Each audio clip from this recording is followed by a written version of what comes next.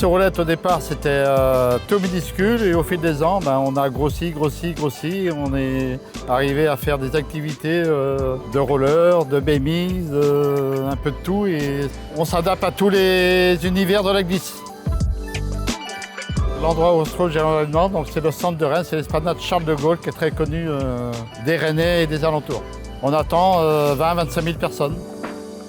On a un salarié depuis 12 ans maintenant qui nous suit, qui est à la recherche de partenaires. On a un stagiaire chef de projet aussi qui l'accompagne. Et on a 250 bénévoles pour le week-end. Nous, du coup, Rennes-sur-Roulette, on est en lien vraiment main dans la main avec le Cross Bretagne.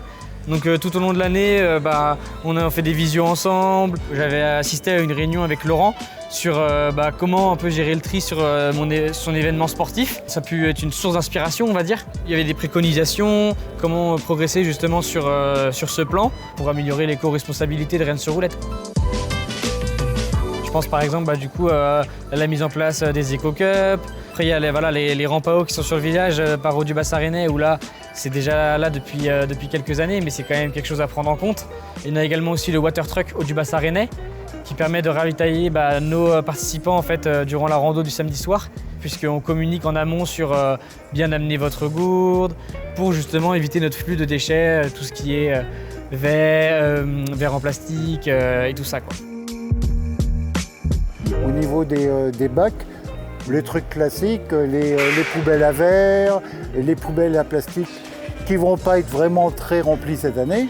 Et la grande nouveauté, c'est tout ce qui est déchets organiques qui, eux, partiront à Angers pour la méthanisation. Donc c'est la ville de Rennes qui nous les a prêtés. Le mémoterie a des côtés très pratiques, mais pour un événement comme ça, je voudrais en faire quelque chose de beaucoup plus simple. C'est-à-dire avoir une photo de ce que les personnes ont mangé le midi et qu'à partir de là, ils sauront dans quelle poubelle ils mettent ça. On peut dire que quand même le résultat est quand même positif. Grosso modo, je pense qu'on a un peu moins de déchets tout venant. La prochaine édition, ça sera essayer de trouver une solution pour le tri des cartons, mais tout ce qui est ordures ménagères, compostables, c'est quand même mieux.